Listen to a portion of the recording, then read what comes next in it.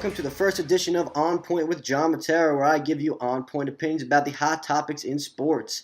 And before we get into all today's topics, I'm going to give you a little bit of what you should expect from this podcast going forward. And the person who runs this podcast is, of course, me, John Matera. Some of my interests and some of the things we're going to be hearing from me and hearing about on this podcast is pro wrestling. I'm a huge pro wrestling fan. I always have been since I was a young kid.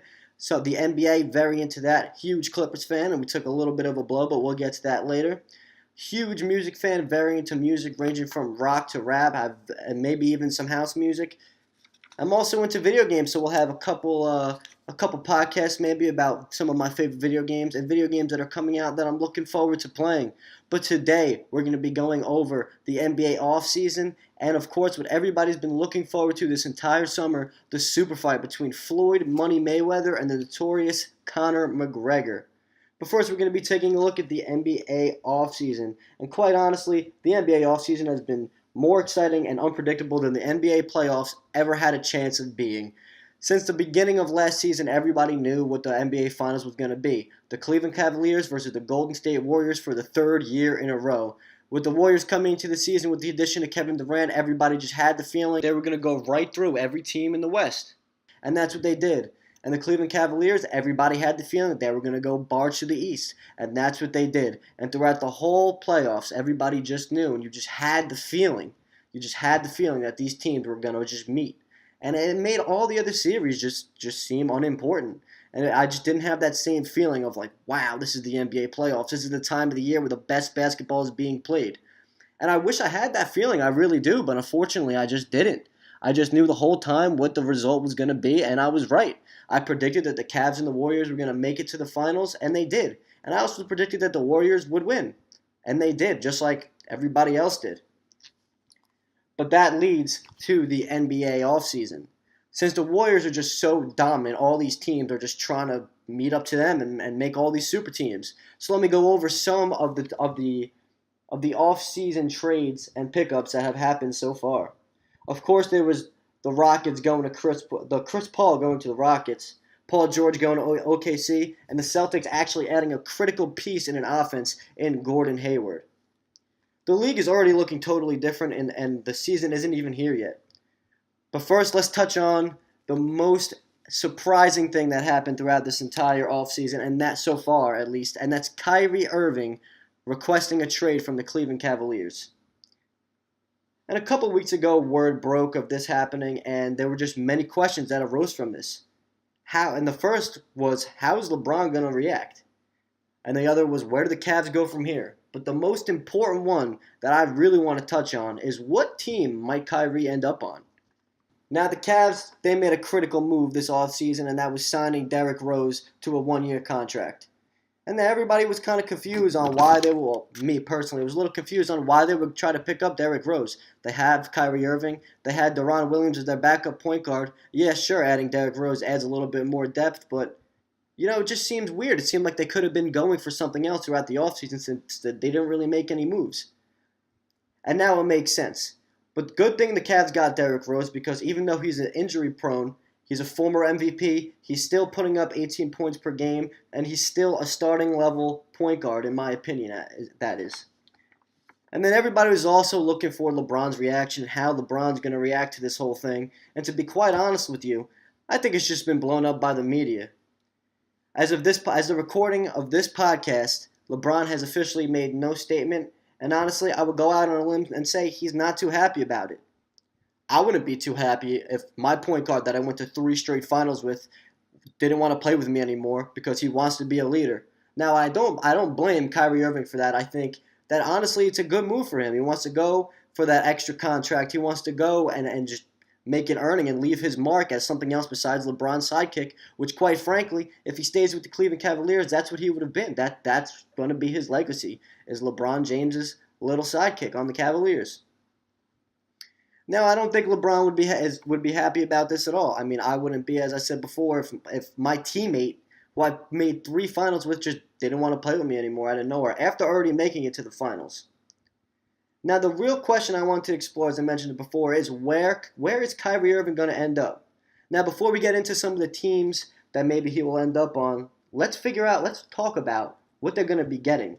Now, Kyrie Irving's a Rookie of the Year, who drafted in 2011. He became the Rookie of the Year. He's a four-time All-Star, an All-Star Game MVP, three finals in a row, playoff experience, and puts up 25 points per game.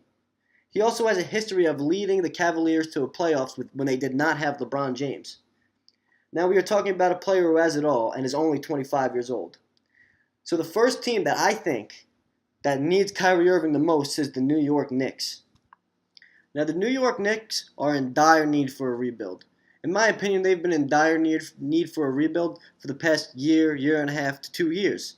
This whole Carmelo Anthony thing just hasn't been working out. And they fire Phil Jackson, who's been causing all different kinds of controversy. They have James Dolan causing all different kinds of controversy. This whole Carmelo Anthony thing, which we're going to get into a little later on, pretty much they are just, as I said before, in desperate need for a rebuild. And they're aware of that. They want to go their separate ways with Carmelo Anthony, and Carmelo Anthony wants to go their separate ways with them. The New York Knicks have also expressed interest in building around their new power forward, Kristaps Porzingis. Now, that's not a bad idea at all. Kristaps Porzingis puts up 18 points per game. He's emerging as a very good player in the league and a player that other teams really need to look out for. Now, imagine adding Kyrie Irving with Kristaps Porzingis. Kristaps Porzingis is only about a season or two away from reaching his full potential. He's working on his game with Dirk Nowitzki, a player that everybody's comparing Kristaps to. And he's really making strides and getting bigger, improving his shot, improving his game in the paint, improving his rebounding. He's improving on all ends of the game, and in a couple of years, he's going to be, in my opinion, great. He's not the unicorn he's the unicorn for a reason. He's one of those players who come around every once in a while. Now imagine adding Kyrie Irving to that. With all the stats and all the accomplishments and how good Kyrie Irving is, building around them two is a great idea. Kyrie Irving feeding the ball to Kristaps Porzingis hitting that wide open three. For a big man, that's great to have a point guard like Kyrie Irving who can not just score the ball, but get these open looks to a big man who's not only great from the three, but great from the inside. The New York Knicks need Kyrie Irving because Kristaps Porzingis and Tim Hardaway Jr., quite frankly, aren't going to cut it. Now, Kyrie Irving also has expressed interest in playing for the New York Knicks. He's from New Jersey. It's close to home. I don't see how that's bad at all for him. It's not as bad as travel when he's going to play the home games. He's right near his family. You can't go wrong with that. You can't go wrong with that for any job, to be honest, not just an NBA basketball player. Now, the Knicks have not had an all-star point guard since the 88-89 season with Mark Jackson. An all-star point guard could revitalize Madison Square Garden, revitalize the ticket sales, and not the New York Knicks organization won't be just going off of their name brand. Now, obviously, the Knicks would have to get rid of Carmelo Anthony to even have enough room for Kyrie Irving. But Carmelo Anthony is the only thing stopping Kyrie Irving from going to the Knicks, in my opinion. He doesn't want to go to the Cavaliers. He just doesn't. It's as simple as that. He's already expressed it. Now that Kyrie Irving expressed interest in leaving, he expressed that he doesn't want to go if he's not there. That's how I look at it, at least. And in my opinion, it's not a bad deal if you go Kyrie for Carmelo and other pieces. I mean, sure, Kyrie for the Knicks is not bad, at least. Kyrie Irving's 8 years younger. He's in his prime. He's got more of a drive. More of a drive to play. He still wants to prove himself. And unfortunately, this is really not likely an option for Kyrie Irving, considering Carmelo Anthony does not really want to go to the Cavaliers now that he expressed interest in leaving. Now, seeing New York revitalized by the emergence of Kyrie Irving teaming up with Kristaps Porzingis would be great. But also, I think that another team that personally I want to see Kyrie Irving go to the most is the Minnesota Timberwolves. Now, the Minnesota Timberwolves, for the past few years, clearly have been completely rebuilding. They drafted two potential all-stars in Karl Anthony Towns and Andrew Wiggins. Karl Anthony Towns, in his first 2 seasons in the NBA, has put up 25 points per game and is, in my opinion, one of the top 5 best centers in the entire league. Andrew Wiggins has been putting up 23 points per game since he's come into the NBA and is just firing on all cylinders the past few seasons and is quickly emerging to become a great pick in the draft for the Minnesota Timberwolves. Now they've been developing these two players, and this past offseason, the Minnesota Timberwolves have added another piece in all-star Jimmy Butler. Now Jimmy Butler has made it to the playoffs, and he still wants to go further. So he needed to move on from the Bulls, and he went to where he feels he'll fit the best, and that was the Minnesota Timberwolves. Since last year's draft, there's been rumblings of Jimmy Butler going there. And yeah, Jimmy Butler really, really did make the right decision because there's a big future for Karl Anthony Towns, Andrew Wiggins, and Jimmy Butler playing all together in Minnesota. It might actually lead the Minnesota Timberwolves to their first playoff appearance since Kevin Garnett was on the team in 2004. Think about that. That's a 13-year drought for the Minnesota Timberwolves from the playoffs. Now these three all-star and potential all-stars are all together. Now imagine adding Kyrie Irving. Kyrie Irving, as I said, will bring untapped amounts of potential to the Minnesota Timberwolves and will 100% push them into a deep playoff run. In my opinion, that is. Now Kyrie Irving, he's really good friends with Jimmy Butler. It's been noted that they are good friends and have maintained a good friendship throughout their NBA careers. The other thing is Karl Anthony Towns and Andrew Wiggins. Now, these two are young players that will do anything to make their team work. And if that means Kyrie Irving is running the floor, then that means Kyrie Irving's running the floor. I mean, sure, you're putting four young alphas together, but you know what? Sometimes that works out the best. And these two, Andrew Wiggins, Karl Anthony Towns, they're dedicated to the cause of the Minnesota Timberwolves, and that is to push into the NBA playoffs and obviously win a ring. These guys are young, they're hungry, and that's exactly what Kyrie Irving should be looking for. Kyrie Irving's already made it. He's already made it to the promised land. He's already made it to an NBA championship. He's already made it to the NBA finals. He's dominated the playoffs. But now he wants to do it again as the cornerstone of a franchise and going to the Minnesota Timberwolves and having these all-star players around him will really help him carve out his own legacy. Now, this trade is definitely going to be difficult to pull off without giving up Andrew Wiggins, and unfortunately, I don't think the Minnesota Timberwolves are willing to do that. I think that it's smart that they're not willing to do that. They already put so much time and effort. It's coming on Andrew Wiggins' third or fourth season in the league coming up. They've already put so much time and effort into Andrew Wiggins. There's no reason to get rid of him. And he's a good player. He's really great. He's definitely going to develop into an all-star, in my opinion. Now, unfortunately, this really does not seem like it's going to happen. But honestly, I would really like to see Kyrie Irving on the Minnesota Timberwolves the most, especially going into next season. Going into next season, Kyrie Irving can really make a splash with Jimmy Butler, Andrew Wiggins, and Karl Anthony Towns. But unfortunately, it doesn't look like it's in the cards. And the final team that Kyrie Irving has the most potential to go to, in my opinion, is the Phoenix Suns. Now, the Phoenix Suns is the most potential spot for Kyrie Irving to land, in my opinion. And that's because they have what the Cavs would need if they got rid of Kyrie Irving.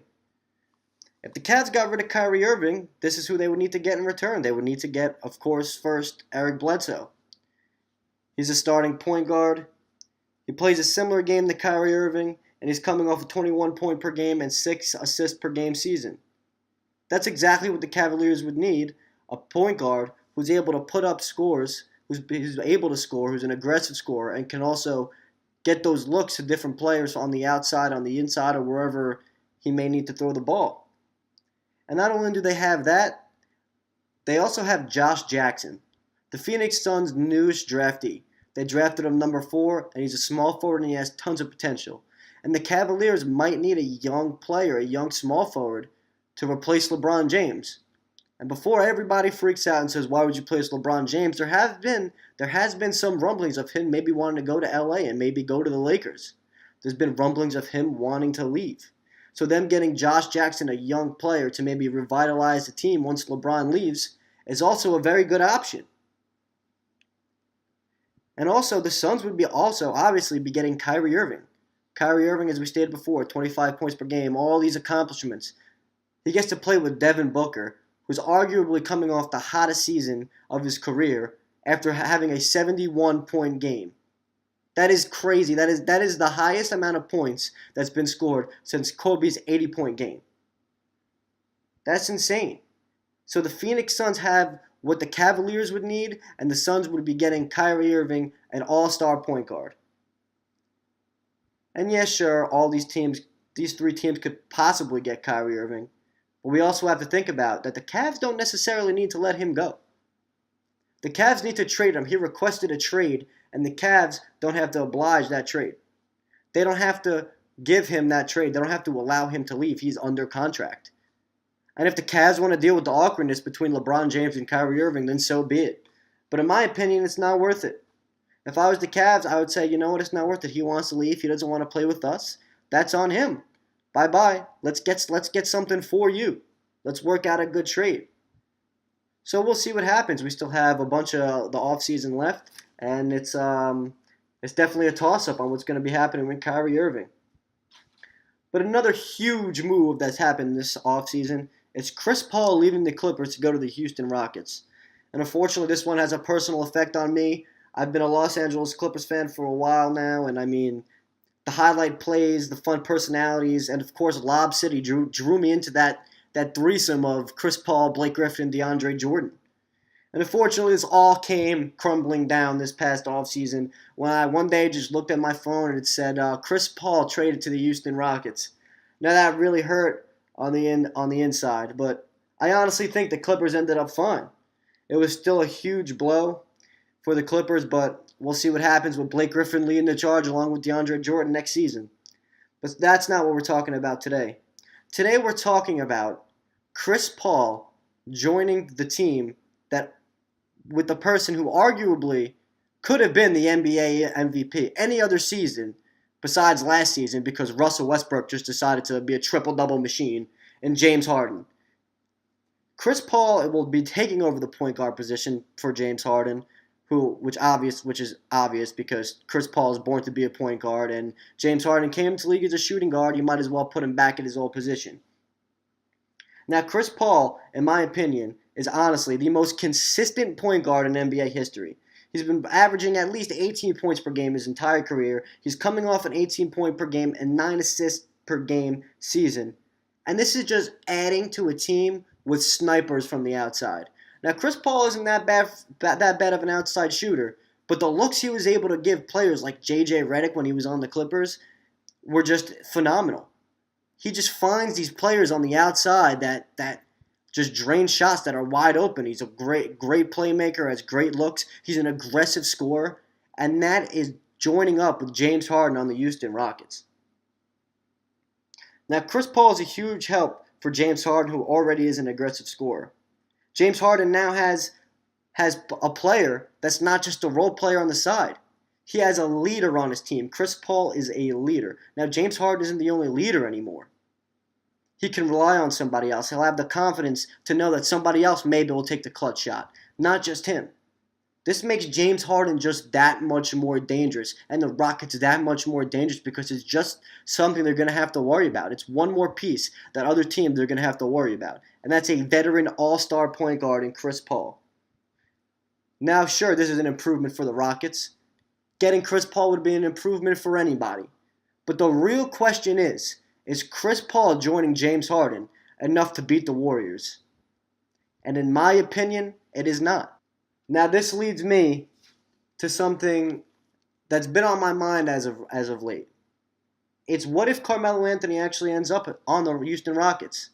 The Houston Rockets have expressed interest in Carmelo Anthony, and Carmelo Anthony has expressed interest in the Houston Rockets. We know he wants to go there. We know Carmelo wants to play with Chris Paul and James Harden. We know he wants to lead the New York Knicks. But what's stopping it?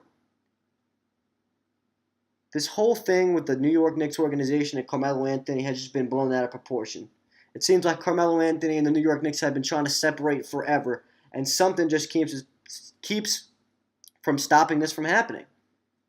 And it seems like the time is finally now that this might actually happen. The Knicks want to get rid of him. The Knicks want to rebuild around Kristaps Porzingis. Kristaps Porzingis is a great young player who has a bright future ahead of him. This leads me to believe that Carmelo Anthony will not be on the New York Knicks this upcoming season. Now, I don't know where he would be, but where I would love to see him is honestly where he wants to go. And where he wants to go is the Houston Rockets. And Carmelo Anthony already stated he's willing to waive his no trade clause for the Rockets. Now, here's what the Rockets would have to get rid of in order to acquire Carmelo Anthony. They would definitely have to get rid of Ryan Anderson. Ryan Anderson, who's a power forward who shouldn't even be getting paid as much as he is. The Rockets owe him $19 million, which is ridiculous, and the Knicks would just have to pick that up. The Rockets will also have to get rid of Trevor Ariza to make room for Carmelo Anthony or Clint Capella, but I don't think they would get rid of Clint Capella because he's one of the Rockets' only rim protectors. Now, this can definitely happen. Everything just has to line up perfectly, and I really hope it does. Deep down inside, I really hope that Carmelo Anthony will end up on the Rockets because I do think that it will give the Warriors a very, very serious contender in the West. Now, they already have a serious contender in the Spurs, but wouldn't it be that much more exciting for the NBA season if the Rockets added a third All-Star? Let's not forget how good Carmelo Anthony is. Carmelo Anthony was drafted in the same draft class as LeBron James, Chris Bosh, Dwayne Wade, and is part of one of the best draft classes of all time. He's made consistent All-Star game appearances carrying teams like the Denver Nuggets and the New York Knicks. Now, I know everybody keeps always saying and stating the fact that Carmelo Anthony is old. He's 33 years old. He's washed up. He's been in the NBA forever. But still, this man last season put up 22 points per game. You can't tell me he's not an asset. In my opinion, people view him as a deteriorating superstar because of all the drama that's been surrounding him and the New York Knicks. But could you blame him? You hear all the stories about James Dolan and Phil Jackson and how they were running the New York Knicks, and you can't blame him for being irritated. You can't blame him for being frustrated. And I really think a move to Houston could revitalize his career and actually have the fans view him as somebody who's still a superstar. Because 22 points a game in the NBA, the best basketball league in the world, is no joke. Carmelo Anthony is not a joke, and people need to honestly just wake up and realize that this man still has much potential and much value to any team he goes on. Now, is adding Carmelo Anthony enough to beat the Warriors? I simply don't know. In my opinion, it could be. But in my head, right now, the Warriors are still unbeatable after all the moves that's happened this offseason. I really still feel like the Warriors are unbeatable. But adding Carmelo Anthony to the Houston Rockets definitely add trouble for the Golden State Warriors, and I think could definitely pose a threat in the playoffs, especially in a 7-game series. Whether they beat them or just tire the Warriors out, I still think that they could be a big problem for them. Now, there are many, many other moves that happened during this NBA offseason that we're definitely going to be covering on future podcasts, but what I really want to get into right now, and our last topic for the day, is the fight of fights, the fight of the century, the summer fight we've all been waiting for, the Conor McGregor, Floyd Money Mayweather super fight. If you look at the scope of it all, this fight is putting the best MMA fighters, well, one of the best MMA fighters in Conor McGregor, and arguably the best boxer in the history of boxing, Floyd Mayweather, against each other. Yeah, sure, Floyd has the advantage and it's a boxing match and McGregor's never boxed before. But what sells this fight is the thought of Conor McGregor knocking out or even going 12 rounds with Floyd. That's even hard to comprehend. But deep down inside, we all know that is definitely a possibility. Conor McGregor has shocked the world before. He knocked out Jose Aldo, who at the time was arguably the best pound-for-pound MMA fighter in the world. Not only did he do it, but he did it in 13 seconds with one punch. Now, MMA is totally different than boxing. You could use kicks, knees, punches, take him to the ground. The differences are obvious. In boxing, you just stand up and you use your hands. Now, clearly, as I stated before, Floyd has the advantage. But McGregor's a professional fighter. He knows how to adapt. And he also, in my opinion, has some advantages over Floyd. Now, one of those obvious advantages is his age. McGregor's 29 and he's 11 years younger than Mayweather. And honestly, after Mayweather going 49-0 and being 40 years old, there's got to be a lot of wear and tear on his body. And we know there's wear and tear on his body because he's come out and said that Mayweather has had multiple fractures in his hands. I mean, he's 40 years old. He's a professional boxer. He's had 49 professional fights. Of course there's going to be wear and tear on your hands. And that has to be taken into consideration when comparing these two. McGregor also has a 2-inch reach advantage. Now, yeah, Mayweather is the best defensive boxer of all time. Everybody always says he's the best, nobody could ever hit him. But still, McGregor's the bigger guy. McGregor's got that reach advantage. He could throw those jabs in and just hit Mayweather, and if that just hits Mayweather harder than he thought, it could shock him. Of course, as I'm going to repeat, anything could happen in combat sports. Anything could happen in combat sports. And McGregor's punching power it's unbelievable. If you look at his career and his career stats, 18 of his career MMA wins have come by way of technical knockout or knockout. That's insane. That is 18 times out of 21 fights that you've finished somebody. You've knocked somebody clean out.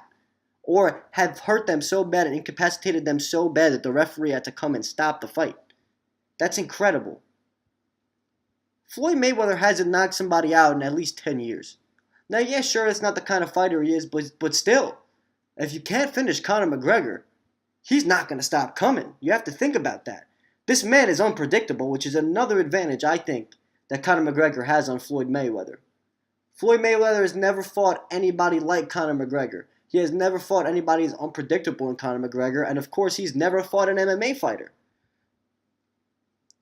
One of Floyd Mayweather's coaches even came out and said they're worried about, in quote, weird shots from weird angles that Conor's going to throw. Now, clearly, they are aware of this. They are aware of the weird angles and weird ways that Conor McGregor has used to punish his opponents. They are clearly aware of this, but is being aware of it enough to stop it? Is Floyd Mayweather going to be able to guard himself? I mean, we won't figure out till August 26th, but still, it's something to think about. And another thing that I think people might be overlooking a little bit is the clinch. Now, a similarity between MMA and boxing is not only, of course, the punching, which is obvious, but the clinch. Now, Conor McGregor, he's a stand-up fighter. If you watch his fights, he's a stand-up fighter, which means he knows how to work the clinch. It's part of MMA. Getting in there, getting in those close shots, coming out and popping a guy in the mouth, and then just going about your business in the octagon. Conor McGregor is more technical in the clinch. He knows a different kind of clinch. He knows different ways to hold you, and he's going to be leaning himself on Floyd Money Mayweather, tiring him out. He's going to be hitting those punches at close range, coming out of the clinch and just popping Mayweather. Now, another thing, and my last advantage that I see that Conor McGregor may have over Floyd Mayweather is ring rust.